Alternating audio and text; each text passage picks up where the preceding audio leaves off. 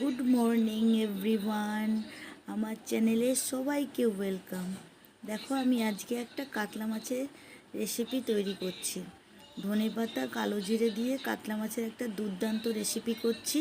এই রেসিপিটা আমার নিজের নয়, আমি ফেসবুক দেখে করছি। বেশ আমার ভালো লেগেছে রান্নাটা দেখে, তো আমিও ভাবলাম আমার চ্যানেলে তোমাদেরকেও রান্নাটা করে দেখাই। আমারও বেশ টেস্ট করা হয়ে যাবে, তোমরাও একদিন আমার চ্যানেল থেকে দেখে টেস্ট করে খেয়ে দেখো কেমন খেতে লাগে। তো আমি তো খেয়েছি, দুর্দান্ত খেতে লাগে। তো এখানে দেখো, কাতলা মাছের লবণ, হলুদ, তেল সব কিছু মাখিয়ে মেরিনেট করে রেখে দিচ্ছি। তারপর দেখো, কড়াইতে তেল গরম বসিয়ে দিয়েছি। তেলটাকে বেশ ভালো করে কড়াইতে গরম করে নিয়েছি, এপাশ ওপাশ করে ঘুরিয়ে নিলাম। তারপর তেলটা গরম হয়ে গেছে, এবার আমি মাছগুলো এক এক করে গরম তেলে ছেড়ে দিচ্ছি। তোমরা সব সময় কড়াই গরম হলে, তেল গরম হলেই মাছ ছাড়বে, তাহলে দেখবে মাছ আর কড়াইতে লেগে যাবে না, কি সুন্দর লাল লাল করে ভাজা হয়ে যাবে। এখানে দেখো, আমার মাছগুলোও খুব সুন্দর লাল লাল করে ভাজা হয়ে গেছে। আমি প্রতিটা মাছ তুলে নিচ্ছি। এবার কারিটা করব, তাই গরম তেলের উপরে শুকনো লঙ্কা ফোড়ন দিয়ে দিলাম, আর মিক্সিতে আদা, রসুন, পেঁয়াজ আর টমেটো পেস্ট করে রেখেছিলাম সেটা দিয়ে দিলাম। এবার ভালো করে কষাবো। কষানোর আগে কিছু গুঁড়ো মশলা আমি এখানে অ্যাড করছি। তো প্রথমে দিলাম জিরে গুঁড়ো, তারপর দিলাম শুকনো লঙ্কার গুঁড়ো। আমি একটু ঝাল বেশি খাই বলে আমি লঙ্কার গুঁড়োটা বেশি অ্যাড করলাম, আপনারা কম ঝাল খেলে কম অ্যাড করবেন।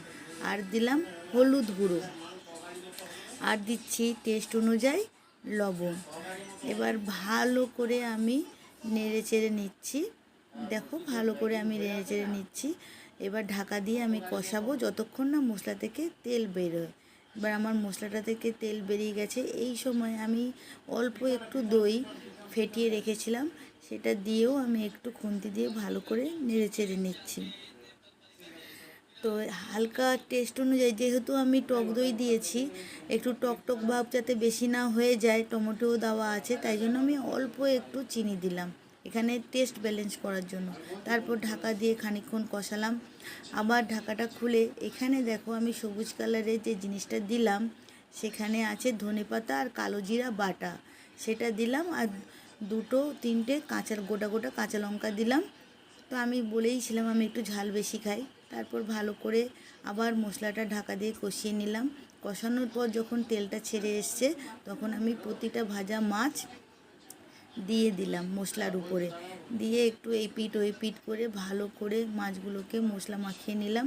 আর অল্প একটু জল দিয়ে ঢাকা দিয়ে রেখে দিলাম। দেখো, আমার মাছটা হয়ে গেছে।